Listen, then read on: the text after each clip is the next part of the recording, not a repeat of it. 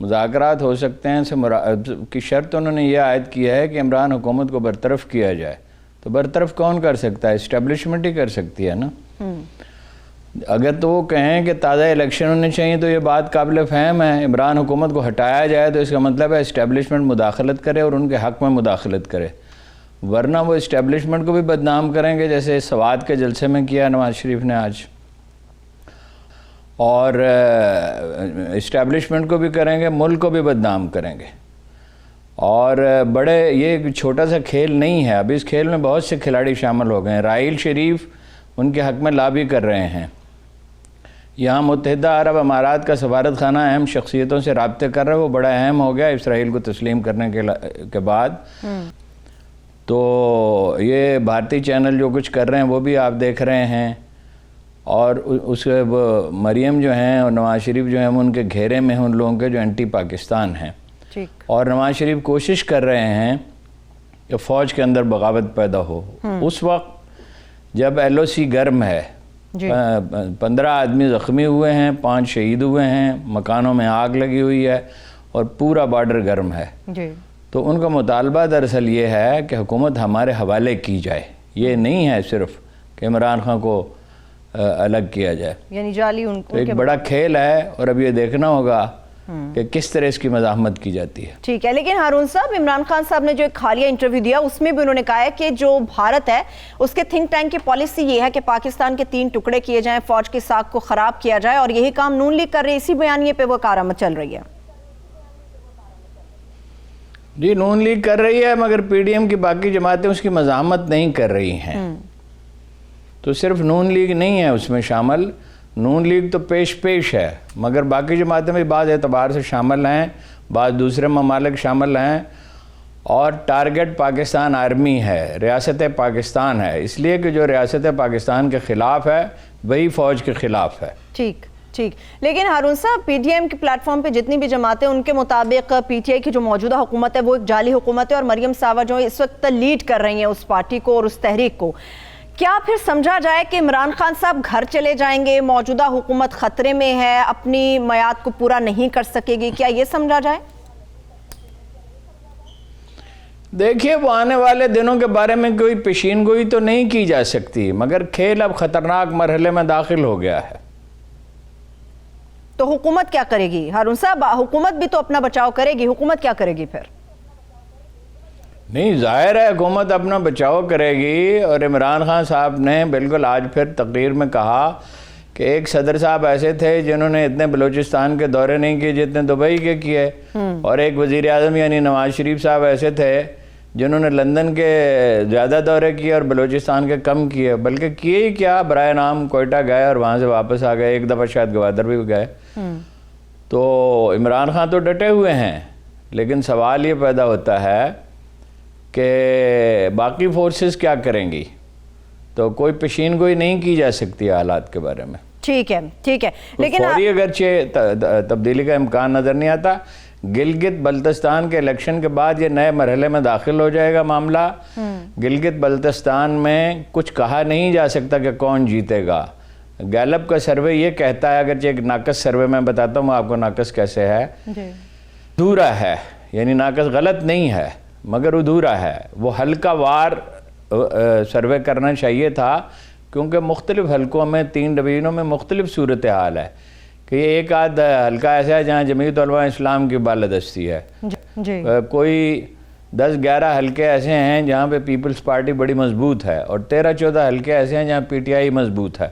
آزاد امیدوار بھی کچھ جیت سکتے ہیں, پی ٹی آئی کے کچھ لوگ آزاد امیدوار کی حیثیت سے کھڑے ہیں, اور بھی کوئی آزاد امیدوار جیت سکتا ہے. تو اس کے بعد کھیل نئے مرحلے میں داخل ہوگا. یہ بہت ہی ایک بھرپور مارکا ہونے والا ہے کہ جس میں میرا نہیں خیال کہ بھئی شریف خاندان کی کامیابی کا کوئی امکان ہے. اگر فرض کیجئے کسی وقت, ابھی فوری طور پہ تو نہیں, کسی وقت نئے الیکشن ہوتے ہیں تو شریف خاندان اس میں نہیں ہوگا میرے خیال میں. اس لیے کہ نواز شریف صاحب پہ تو ویسے ہی پابندی ہے, شہباز شریف صاحب پہ کرپشن کے بے شمار کیسز ہیں. یہ چاہتے یہ ہیں کہ ان کے کیسز واپس لیے جائیں اور حکومت ان کے حوالے کی جائے اور عمران خان کو ہٹا دیا جائے. یہ ممکن نہیں ہے اس وقت فوری طور پر. ٹھیک ہے, لیکن ہارون صاحب یہ تو کہتے ہیں کہ عوام ہمارے ساتھ بہت زیادہ ہے. تازہ الیکشن کی بات کیوں نہیں کر رہے پہ زور دیتے دیتے اچانک وہ انہوں نے یہ کیوں کہنا شروع کر دیا کہ اس کو ہٹا دیا جائے؟ جی وہ یہی کہہ رہے ہیں, ان کی ڈیمانڈ یہی ہے کہ موجودہ حکومت جو جعلی ہے ان کے نزدیک اس کو گھر بھیجنا چاہیے اور اس کے بعد مذاکرات ہم لوگ کر سکتے ہیں, مذاکرات کی ٹیبل پر آ سکتے ہیں. نہیں, گھر بھیجنا چاہیے تو اس کا آئینی طریقہ کیا ہوتا ہے حکومت کو گھر بھیجنے کا؟ یا نو کانفیڈنس ہو. نو کانفیڈنس کی پوزیشن میں نے خود شاہد خاقان عباسی نے کہا کہ نو کانفیڈنس نہیں ہو سکتا سٹنگ گورنمنٹ کے خلاف. دوسرا طریقہ یہ ہے طویل ایجیٹیشن ہو, سسٹینڈ ایجیٹیشن ہو, جیسے 77 میں ہوا تھا.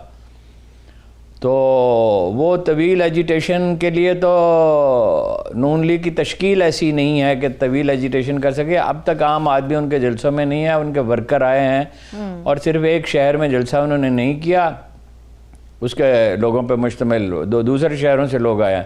اب لاہور کا جلسہ ہوگا تو کچھ اور اندازہ ہو جائے گا, لیکن میرا یہ خیال ہے کہ لاہور سے بہت کم لوگ شرکت کریں گے, دوسرے شہروں سے لوگ لائے جائیں گے. ہارون صاحب یہاں پہ اب نو کانفیڈنس بھی نہیں کرنا چاہتے, طویل ایجیٹیشن کی ہمت نہیں رکھتے, یہ کہ اسٹیبلشمنٹ ہٹا دے, تو یہ آئینی طریقہ کار تو نہیں ہے. جبکہ ان کے لوگ یہ کہہ رہے ہیں, احسن اقبال بھی اور دوسرے بھی, کہ ہم تو آئین کی حدود میں کرنا چاہتے ہیں. نواز شریف صاحب ایک بات کرتے ہیں اور اس کی تعبیر دوسری کرتے ہیں ان کی پارٹی کے لوگ, اور دوسری پارٹیاں کبھی ڈسٹنس کرتی ہیں لیکن پریکٹیکلی اس کی مذمت نہیں کر رہی ہیں ان کے طرز عمل کی. بالکل صحیح بات ہے ہارون صاحب, لیکن ایک طرف ان کا بیانیہ بھی اگر حکومت بن جاتی ہے گلگت بلتستان میں پیپلز پارٹی کی, ٹھیک ہے, جو ظاہر ہے الائنسز کی مدد سے بنے گی, تو پھر سچویشن تھوڑی سی مختلف ہو جائے گی. اسٹیبلشمنٹ کوئی دھاندلی نہیں کر رہی ہے, اگرچہ بیانات آ رہے ہیں مگر ان کی تصدیق نہیں ہوتی. رہ گئی یہ سوال کہ کیا حکمران پارٹی کوئی دھاندلی کر رہی ہے, تو اس کا جواب ہے ہاں, دھاندلی یہ ہے. علی امین گنڈا پور صاحب نے جو بیان دیا, 2 بیانات انہوں نے دیے, ایک تو خیر بیڈ ٹیسٹ کا ہے, ایک خاتون کے بارے میں اس طرح کی گفتگو کرنا. دوسرا انہوں نے کہا کہ اتنے 1000 کروڑ روپے زائد دیے جائیں گے جتنے 1000 ووٹ جو ہیں وہ زائد ملیں گے. صحیح. تو یہ بہرحال خلاف ورزی ہے, ایک طرح کی دھاندلی ہے.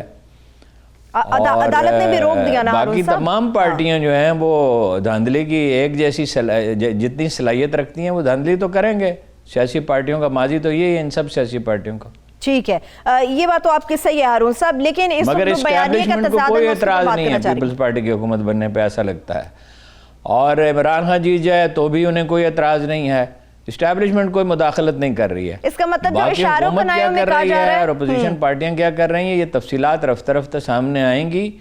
اور الزامات تو یہ ہمیشہ ایک دوسرے پہ عائد کرتے ہی رہتے ہیں.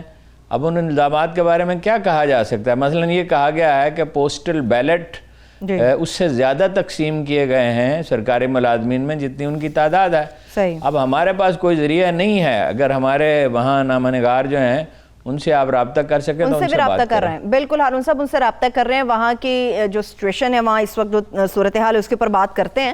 لیکن ہارون صاحب چلیے یہ تو گلگت بلتستان کے حوالے سے کلیئر ہو گیا کہ اسٹیبلشمنٹ کسی قسم کی کوئی دھاندلی کا حصہ وہاں پر نہیں ہے. جو بھی دھاندلی ہو رہی ہے وہ سیاسی جماعتیں آپس میں کر رہی ہیں. یہاں پہ جو بیانیے میں تضاد ہے اس کے اوپر میں ایک سوال کرنا چاہ رہی ہوں ہارون صاحب. جو مریم صاحبہ نے بات کی ہے, ایک طرف وہ کہتے ہیں کہ جی فوج کو سیاست میں مداخلت نہیں کرنی چاہیے, پھر جب وہ مذاکرات کی بات کرتے ہیں تو اس کا مطلب ہے کہ فوج کو دعوت دی جا رہی ہے کہ آئیں اور سیاست کے اندر آ کر مداخلت کریں. تو اس میں کوئی شبہ ہی نہیں ہے. یعنی اسٹیبلشمنٹ سے پہلے بھی ان کا رابطہ تھا. انہوں نے ووٹ کس لیے دیے تھے ایکسٹینشن کے لیے, چیف آف آرمی سٹاف کی, اور جب ان کی توقعات پوری نہیں ہوئیں تو انہوں نے بالکل جس کو کہتے ہیں ادبدا کر حملہ کر دیا, بالکل فرسٹریشن کی حالت میں ہیں. اور یہ بھی ظاہر ہے کہ غیر ملکی مدد بھی اس میں حاصل ہے. اور عمران خان صاحب جو ہیں وہ سچویشن کو سمجھ اس طرح پوری طرح نہیں رہے. وہ کہہ رہے ہیں معیشت ٹھیک ہو گئی. کہاں سے معیشت ٹھیک ہو گئی ہے؟ اگر وہ یہ کہیں کہ معیشت کی بہتری کا امکان ہے اور گاڑی جو ہے وہ پٹڑی پہ چڑھ جائے گی تو یہ تو بات قابل فہم ہے. مہنگائی بڑھ رہی ہے, بے روزگاری بڑھ رہی ہے, اور وہ کہہ رہے ہیں معیشت ٹھیک ہو رہی ہے. ان کا ایک ہی مسئلہ ہے کہ ان کی نمائندے بھی ہارون صاحب معراج عالم ہمارے ساتھ موجود ہیں, ان سے تھوڑی سی بات کر لیتے ہیں. معراج مجھے یہ بتائیے گا کہ اس وقت گلگت بلتستان میں تازہ صورتحال کیا ہے الیکشن مہم کو لے کر, الیکشن کو لے کر, اور لوگوں کا ایک عام رویہ کیا نظر آ رہا ہے؟ کس جماعت کی طرف زیادہ راغب نظر آ رہے ہیں؟ کس کا منشور زیادہ طاقتور ہے اس وقت؟ گلگت بلتستان میں جو انتخابی ہمدونی ہے وہ اس وقت عروج پر ہے. پہلی بار وفاقی پارٹی کے ٹاپ لیڈرشپ گلگت تشریف لائی اور بھرپور انتخابی مہم چلائی. اس وقت پوری دنیا کی نظریں گلگت بلتستان کے انتخابات پر ہے. گلگت میں جتنی سردی ہے اس وقت جو انتخابی ہمدونیاں ہے اس میں اتنی گرمی نظر آ رہی ہے.